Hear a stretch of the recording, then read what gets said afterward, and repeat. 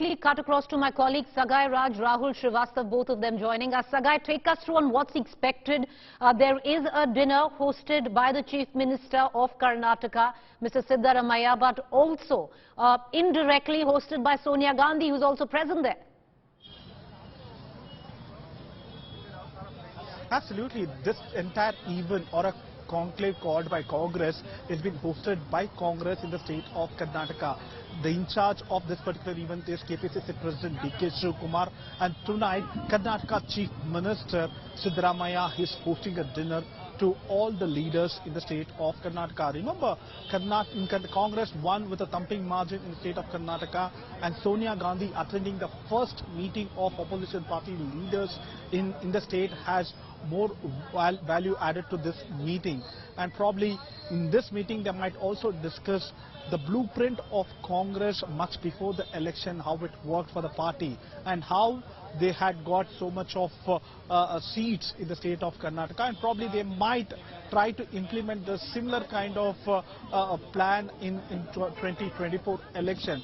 Probably Siddaramaiah might be one of the chief guests or a special speaker in this informal meeting today, and they might discuss about the 2024 Lok Sabha elections and how it is going to work, the strategy is going to help, because close to 26 parties, 150 seats in the kitty, and if they strategize more, probably they might get more seats in the days to come, and probably the Karnataka model might help the united opposition to win the 2024 election.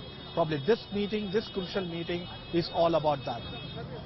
All right, stay with us, Sagay. I want to quickly bring in Rahul ShrivAstava into this conversation. Rahul, the big question ultimately will come down to with how things are coming in together. Is the united opposition ready to possibly take Congress as somebody who's going to lead or be the pivot or the fulcrum on which rests opposition unity? Keeping in mind, Mr. Sharad Pawar not attending the dinner today, he has an excuse, monsoon session. On the other hand, you have a Mamata Banerjee who will not attend the dinner today.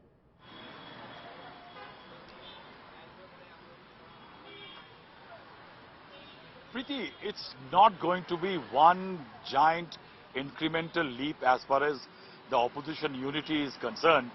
But what one can say is that after each meeting, one does see that there is intent to bring together or a coming together of leaders and political parties which may be disagreeing locally but are ready to move in to fight nationally. I think this meeting, the dinner and the meeting eventually, is an incremental step forward. Why I say that?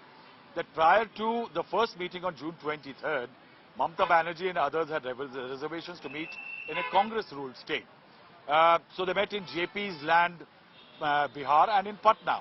But now they are meeting in Bengaluru, one of the new triumphs for the Congress party, that slightly more assertive Congress party, which has largely been driving the opposition narrative in the last 1 year. So they are meeting in Bengaluru. Sonia Gandhi is here. Sonia Gandhi, who carries definitely much more political heft than even Rahul Gandhi, I'll say, when it comes to coalition politics, because Mamata Banerjee and other leaders do listen to her much better. And that is why Sonia Gandhi's presence at this meeting is very clear. The Congress thus very visibly has moved into the center of the push for unity of the opposition parties. An unstated pivot, I think, is just the beginning. Second, Congress, to remain in that pivot, has become more inclusive and accommodative.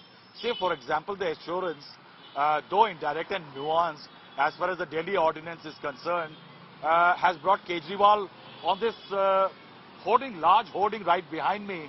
And I think one of the most telling pictures, Preeti, you have Farooq Abdullah and the PDP leaders. You have got the left and Mamata Banerjee on the same page. So you may not have a very quick agreement coming on many issues. Say, for example, a common minimum program. Top leaders in the meeting are telling me very difficult to come to a common minimum program. There can be a common agenda before the elections and a common agenda for governance in case a government is formed, because there might be too many ifs and buts to be balanced. Seat adjustment. How do you create a seat adjustment in conflicting zones